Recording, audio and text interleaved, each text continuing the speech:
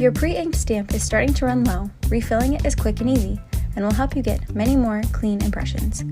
Most pre-inked stamps work in a similar way, and today we'll walk you through the most common methods for refilling them. If your stamp has a clear plastic cover, begin by removing the cover and the label underneath.